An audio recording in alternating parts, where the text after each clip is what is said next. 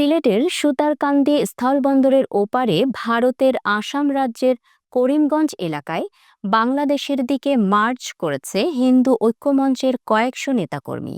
এই সময় তারা বাংলাদেশে প্রবেশের চেষ্টা চালায়। এ সময় ভারতীয় সীমান্তরক্ষী বাহিনী বিএসএফ ও করিমগঞ্জ পুলিশের সদস্যরা কাঁটাতারের ব্যারিকেড দিয়ে তাদের বাধা দেওয়ার চেষ্টা চালায়। বাংলাদেশে কথিত সংখ্যালঘু নির্যাতনের অভিযোগের জের ধরে হিন্দু ঐক্যমঞ্চের ব্যানারে ভারতের কয়েকশো নেতাকর্মী বাংলাদেশ অভিমুখে এ মার্চে অংশ নেন। রোববার সন্ধ্যার পর থেকে সিলেট সহ সীমান্ত এলাকাগুলোতে তোলপাড় শুরু হয়। সামাজিক যোগাযোগ মাধ্যমে ছড়িয়ে পড়া ভিডিওগুলোতে দেখা গেছে সুতারকান্দি সীমান্ত এলাকায় চেকপোস্টের অদূরে ভারতের আসাম রাজ্যের করিমগঞ্জে একটি রাস্তায় বিএসএফ এর সদস্যরা সড়কে কাঁটাতারের ব্যারিকেড দিয়ে রেখেছেন।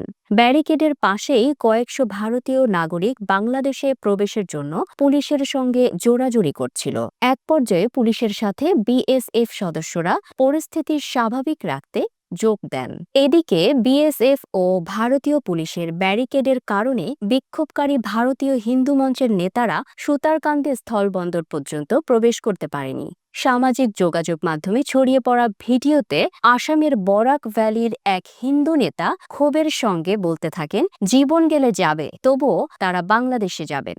বাংলাদেশে সংখ্যালঘু সম্প্রদায়ের উপর নির্যাতনের প্রতিবাদে তারা এই মার্চ করছেন বলে জানান। এই ঘটনায় সিলেটের বিয়ানীবাজার ও জকিগঞ্জ সীমান্তে নিরাপত্তা জোরদার করা হয়। বর্ডার গার্ড বাংলাদেশ 52 ব্যাটালিয়ন অধিনায়ক লেফটেন্যান্ট কর্নেল মেহেদী হাসান সাংবাদিকদের জানিয়েছেন, বাংলাদেশ সীমান্তের অন্তত 2 কিলোমিটার দূরে ভারতের ভেতরে বিক্ষোভকারীরা প্রতিবাদ করেছে।